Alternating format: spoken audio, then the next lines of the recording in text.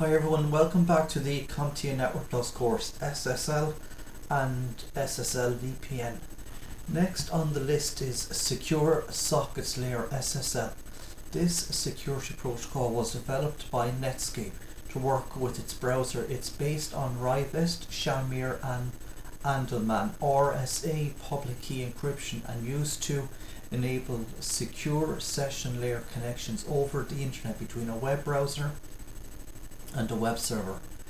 SSL is service independent, meaning a lot of different network applications can be secured with it. A famous one being the ubiquitous HTTP, secure HTTPS protocol. As time marched on, SSL was merged with other transport layer security protocols to form a new protocol called Transport Layer Security (TLS). The latest version of Transport Layer Security (TLS 2.0) provides a number of enhancements over earlier versions. The following are the most noteworthy: several improvements in the operation of a central component MD5 SHA1 hashing function. Hashing functions are used to ensure that the data is not changed or altered, also known as maintaining data integrity. More flexibility in the choice of hashing and encryption algorithms on the part of the client and the server. SSL VPN is really the process of using SSL to create a virtual private network, VPN. A VPN is a secured connection between two systems that would otherwise have to connect to each other through a non-secured network. Here's what I mean. Even though I'd never really let this happen, let's just say I could connect to the servers in my corporate office like the internet snap. You know, by the way, that this would be a very bad thing because the internet is far more secure, right? But if I connected to those servers using a VPN with a tunneling protocol instead, anything I send from my PC to my corporate office would be locked up nice and securely. Plus, VPNs also come in handy for data that's being sent within a private network that you probably wouldn't want everyone on the network to be able to see. Maybe you want a few specific computers on the internet to be able to communicate with each other securely, like say the computers used by your top finance people. You wouldn't necessarily want data just sent off in the clear to be viewed by the office gossip, now would you? No way. So you could put those finance folks on a VPN that's just like having them on their own little private secure subnetwork. Plus, what's even cooler about this setup is that the members on your intranet's VPN can still communicate with everyone else whenever they want. They just won't be doing that securely. So this is here in figure 13.4, the SSL connection process. Connection request, secure connection needed, secure capabilities, SSL session established, PC and server. DTLS, Datagram Transport Layer Security. DTLS provides security for Datagram based applications by allowing them to communicate in a way that is designed to prevent eavesdropping, tampering or message forwarding. It is based on the stream orientated Transport Layer Security (TLS) protocol and is intended to provide similar security guarantees LT2P. Next we have the Layer 2 tunneling protocol L2TP, which was created by the Internet Engineering Task Force IETF. It comes in handy for supporting non-TCP/IP protocols in VPNs over the internet. L2TP is actually a combination of Microsoft's point-to-point tunneling protocol and Cisco's Layer 2 forwarding L2F technologies. A nice L2TP feature is that because it works way down there at the data link layer 2 of the OSI model, it can support tons of protocols beyond just TCP/IP. A couple of biggies being Internet Packet Exchange IPX and AppleTalk. It's really a great tool to implement if you happen to have two non-TCP/IP networks that need to be connected via the internet. PPTP. I just mentioned point-to-point tunneling protocol, PPTP, and even though I said it was Microsoft's PPTP, this security protocol was really developed jointly by Microsoft, Lucent Technologies, 3Com, and a few other companies. Oh, and it's not actually sanctioned by the IETF, but that doesn't mean it doesn't work. PPTP acts by combining an unsecured point-to-point protocol session with a secured session using the generic routing encapsulation GRE protocol. Because PPTP uses two different protocols, it actually opens up two different network sessions, so be warned. PPTP can give you some grief when passing through a router. This is a big reason you won't find it around much nowadays.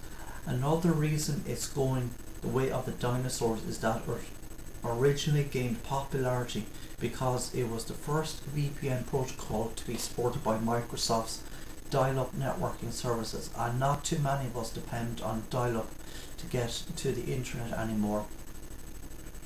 And if these aren't enough reasons for PPTP's impending extinction, it's also not that secure. In fact, as you'd probably expect from a first generation security protocol, it's now really vulnerable to spoofing attacks, which is why it's pretty much being replaced by L2TP and IPSec. GRE, generic routing encapsulation, is a tunneling protocol that can encapsulate many protocols inside IP tunnels.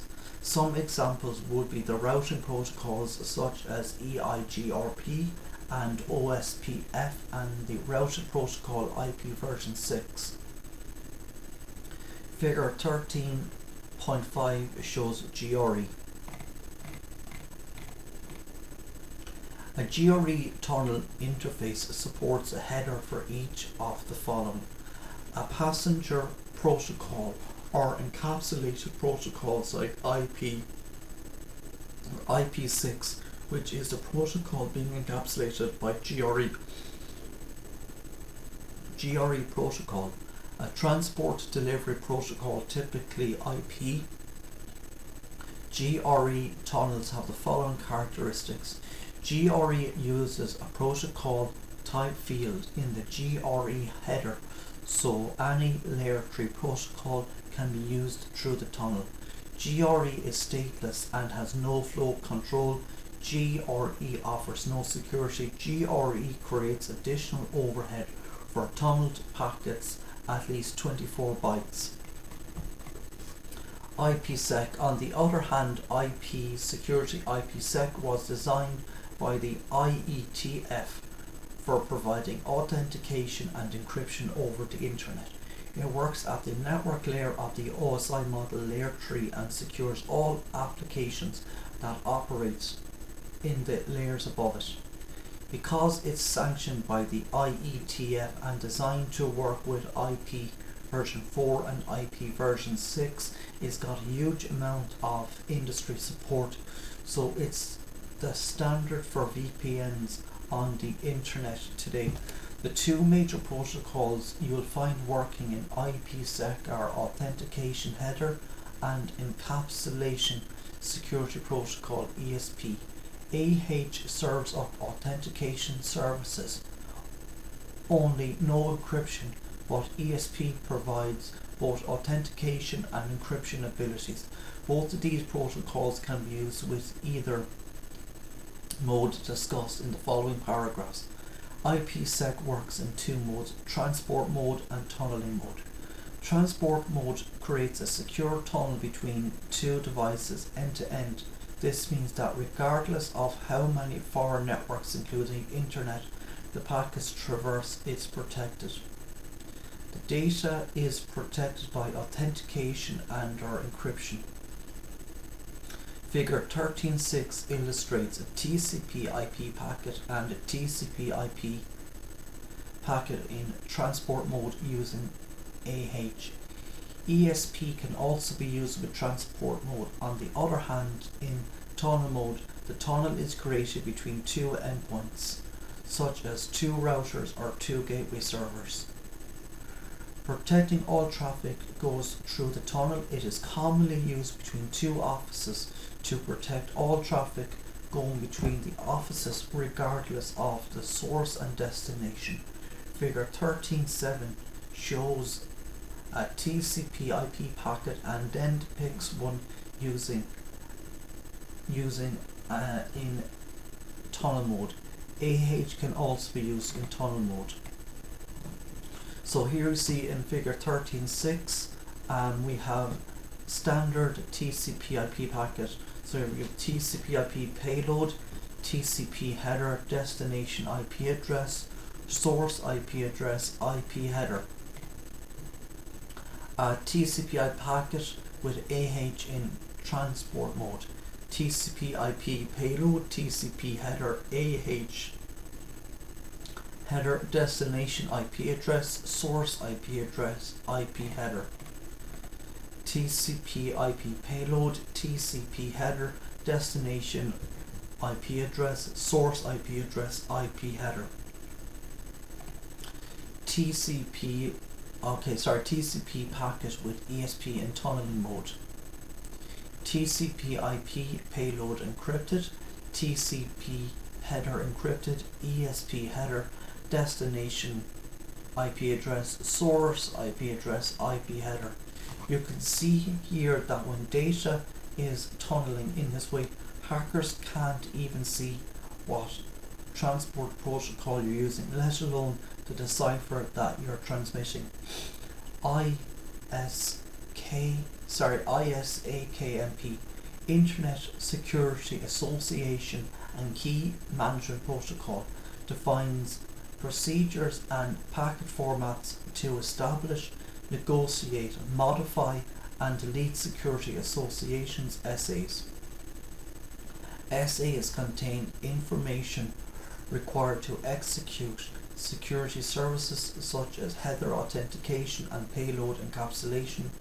ISAKMP's real value is its ability to provide a framework for safely transferring key and authentication data independent of the key generation technique, encryption algorithm and authentication mechanism. ISAKMP is integrated into another security mechanism that we've already discussed, IPSec. So I'm going to leave it here today. If you like this video, please consider like, sharing and subscribing. Thank you.